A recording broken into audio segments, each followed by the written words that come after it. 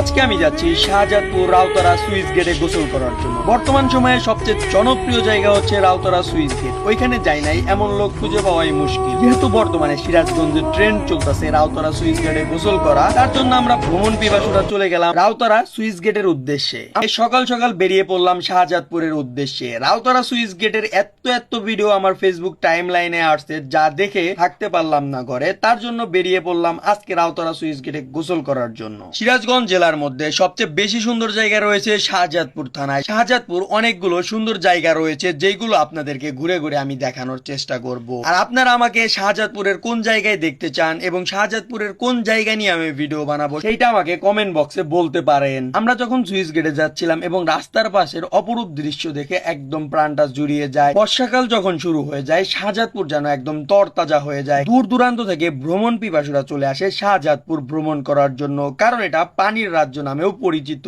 আমরা দেখতে দেখতে অলরেডি চলে আসছি রাউতারা সুইচ গেটে। আসার পরে এখন আমরা নিচে যাব গোসল করার জন্য। আজকের ওয়েদারটা এক কথায় জোস ছিল। এমনি আকাশটা মেঘলা ছিল, বাট রোদটা ওই রকম করা ছিল না। তো আমরা আসতে নাকি অনেক লেট করেছি, তারপরেও এখনো এইখানে কিন্তু অনেক লোক আসতেছে গোসল করার জন্য। আজকে কিন্তু ভিড়টা আগের তুলনায় অনেক কম, এইখানে এসে জানতে পারলাম, কারণ এই জায়গাটা আরো অনেক আগে থেকে এখানে ভ্রমণ পিপাসুরা এসে গোসল করতেছে, ঝর্ণার ফিল নিতেছে। তো আমরাও আর লেট না করে সরাসরি নেমে পড়ি এইখানে গোসল করার উদ্দেশ্যে। বর্তমান সিরাজগঞ্জ জেলার মধ্যে এটা ভাইরাল একটা স্থান হয়ে গেছে। সবাই এখানে দূর দূরান্ত থেকে আসছে শুধুমাত্র গোসল করার উদ্দেশ্যে। কেন যে আমি আরো আগে আসি নাই, আমি আসলে জানতামই না এই জায়গাটা এত সুন্দর হবে। না আসলে কখনোই বুঝতে পারতাম না। আমরা নাকি একদম লাস্ট সময় আসছি, আর কয়েকদিন এখানে গোসল করা যাবে, তারপরে আর এখানে গোসল করা যাবে না, কারণ এই সুইচ গেটটা আরো উঁচু করে দেবে, তখন পানির স্পিডটা আরো বেড়ে যাবে। যেহেতু আমরা লাস্ট সময়ে আসছি এবং আজকে কিন্তু এখানে পানির স্পিডটাও অনেক বেশি, আর এখানে শুধুমাত্র পাথর আর পাথর। যদি কেউ এইখান থেকে নিচে পড়ে যায় তাহলে তার হাত পা কেটে যাবে। তার জন্য এখানে এখন গোসল করা অনেক রিস্কি হয়ে যাচ্ছে এবং এখন লাস্ট সময়, আর কয়েকদিনই এখানে গোসল করতে পারবে সবাই, তারপরে কিন্তু এখানে আর গোসল করাই যাবে না। তাও ভালো আজকে আমরা এখানে আসছিলাম, যদি আজকেও না আসতাম তাহলে হয়তো আর এখানে আসাই হতো না।